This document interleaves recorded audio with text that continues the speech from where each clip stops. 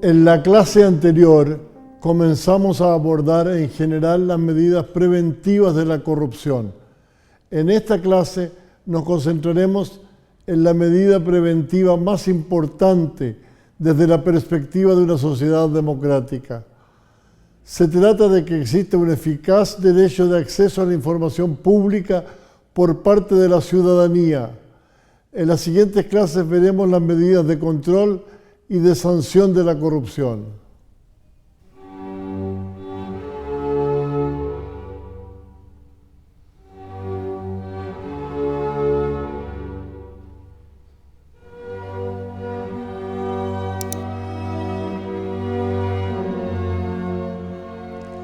Técnicamente hablando, el derecho de acceso a la información pública es una faceta del clásico derecho a la libertad de expresión. En efecto, tanto la Declaración Universal de los Derechos Humanos de 1948 como el Pacto Internacional de Derechos Civiles y Políticos de 1966 dicen que el derecho a la libertad de expresión incluye la libertad de buscar, recibir y difundir informaciones e ideas de toda índole. Se puede buscar o recibir información e ideas sin que ello se traduzca en ninguna expresión. También es posible expresar algo sin que lo dicho se base en información investigada o ideas recibidas previamente. Sin embargo, la libertad de expresión es esencial en ambas dimensiones. En la práctica se refuerzan mutuamente. El ejemplo más claro es el del periodismo investigativo. Hemos definido la corrupción como un abuso de una función fiduciaria o de confianza por parte de la autoridad pública o de un agente privado que representa los intereses de numerosas personas. La corrupción es facilitada por el secretismo o la falta de información de parte de las personas representadas.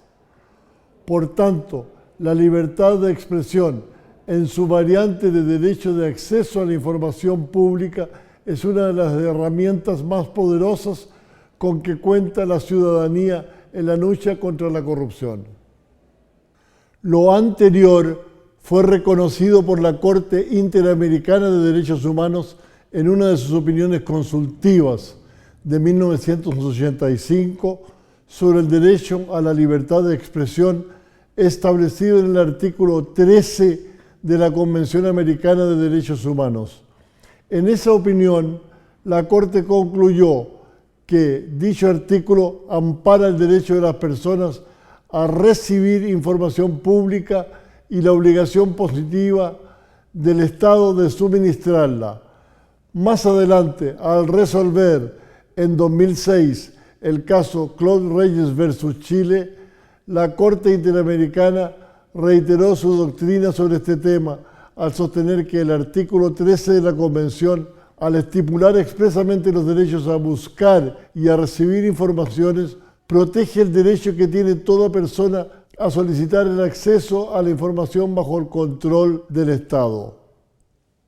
Según la Relatoría Especial para la Libertad de Expresión de la Organización de Estados Americanos, esta obligación de transparencia activa del Estado se extiende no solo a los órganos administrativos, sino también a los demás poderes del mismo, esto es el Congreso, el Poder Judicial y otros entes autónomos.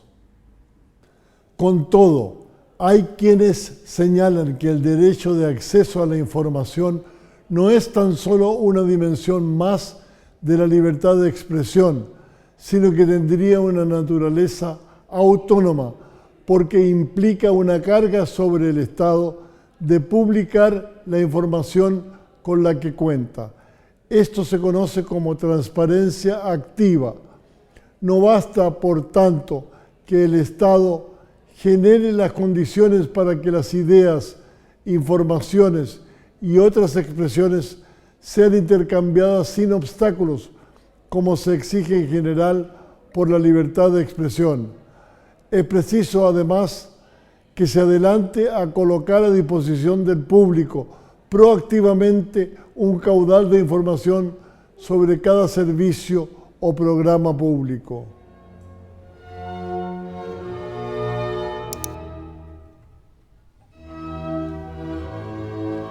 El ejercicio del derecho de acceso a la información pública se encuentra regido por diversos principios.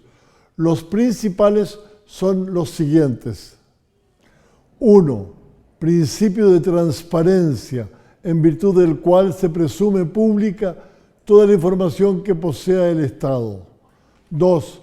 Principio de no discriminación arbitraria en la entrega de información a los solicitantes. 3. Principio de responsabilidad para poder sancionar a aquellos funcionarios que se opongan injustificadamente a la entrega de información. 4. Principio de gratuidad, por el que no se debería cobrar al solicitante, sino a lo sumo el valor del soporte de la información que se pide. 5. Principio de máxima divulgación, por el cual las razones para justificar la no entrega de información deben ser limitadas y claramente definidas en la ley. Y 6. Principio de divisibilidad, que ordena separar, si es posible, la información que es lícito no divulgar de la que debe entregarse, revelando esta última.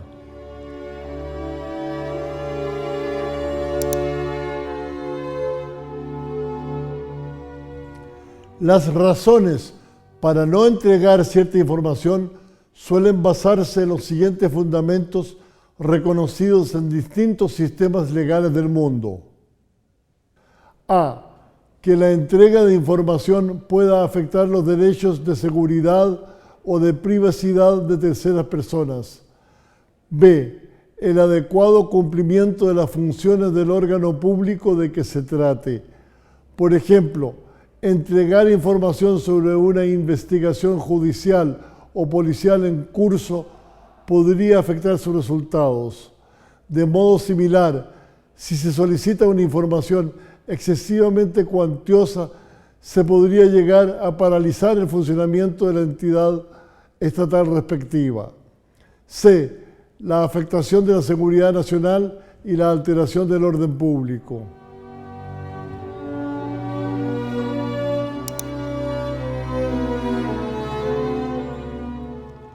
Ya en 1966 se dictó en Estados Unidos la Ley de Libertad de Información o Freedom of Information Act, FOIA, que permite a los ciudadanos acceder a la información en poder de agencias federales de ese país, con la posibilidad de exigir el cumplimiento de este derecho ante los tribunales de justicia.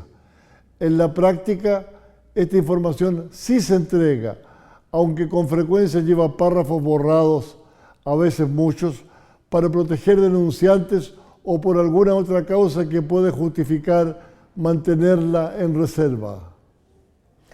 En 1989, a iniciativa del Open Society Institute, se fundó la Universidad de Europa Central en Praga como un centro intelectual a partir del cual se pudieran irradiar los principios de la FOIA a los sistemas legales de Europa Central y Oriental, que habían pasado largos años dentro de la esfera de influencia soviética. Actualmente, el sitio righttoinfo.org, también una iniciativa de la Fundación Open Society, informa que en Europa existen 47 países donde se han promulgado leyes de acceso a la información pública, mientras que en América se cuentan 22 países que también han adoptado esta medida. En África solamente 9 países han seguido este camino. En la región Asia-Pacífico existen 16 países que cuentan con leyes de acceso a la información pública y en Medio Oriente existen 3.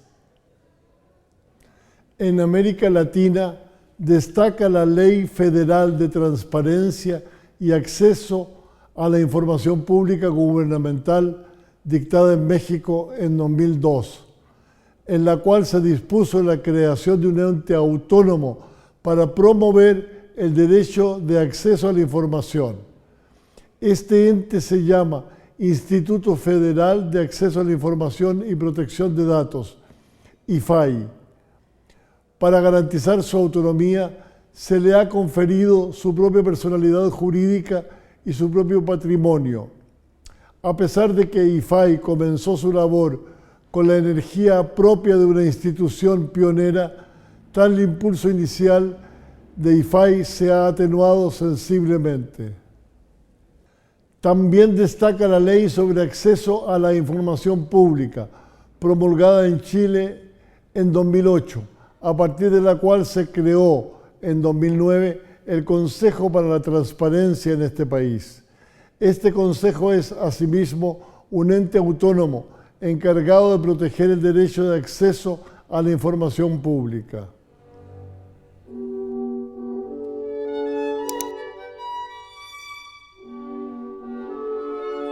Se discute quién debería ser el obligado a entregar información. No solo se debate sobre cuáles son los órganos públicos sobre los que pesaría este deber, sino que a veces se propone que entes privados que cuenten con información pública o de utilidad pública también deberían estar obligados a revelarla. En efecto, los principios de Lima sobre acceso a la información, elaborados por expertos en 2000, proponen que las empresas privadas que prestan servicios públicos también deberían entregar dicha información a la ciudadanía. El Comité de Derechos Humanos, órgano encargado de fiscalizar el cumplimiento del Pacto de Derechos Civiles y Políticos, ha señalado en su comentario general número 34 que no debiera haber reserva referida al sector comercial, la banca o el conocimiento científico.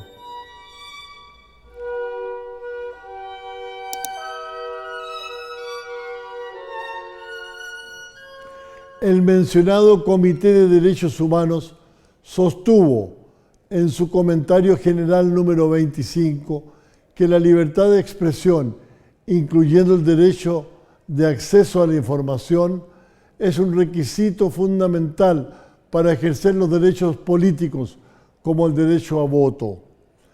También es imprescindible para poder ejercer adecuadamente los derechos económicos y sociales, debido a que solo accediendo a la información pública que describe los programas de ayuda social pueden los ciudadanos conocer el procedimiento para beneficiarse de los mismos, así como velar porque se cumplen debidamente los programas sociales. Por último, el derecho de acceso a la información también contribuye a un adecuado disfrute de derechos de tercera generación, como el derecho a vivir en un medio ambiente libre de contaminación y los derechos de los pueblos indígenas. En el primer caso, el acceso a la información ambiental garantiza que se controlen los proyectos que puedan atentar contra el medio ambiente. En el segundo, el mecanismo de consulta con pueblos indígenas les permite a estos acceder a la información sobre políticas estatales que pudiesen afectarlos directamente en su estilo de vida. Por favor, recuerden visitar nuestra página web mocchile.com. Los invitamos cordialmente a ver la próxima clase de este curso.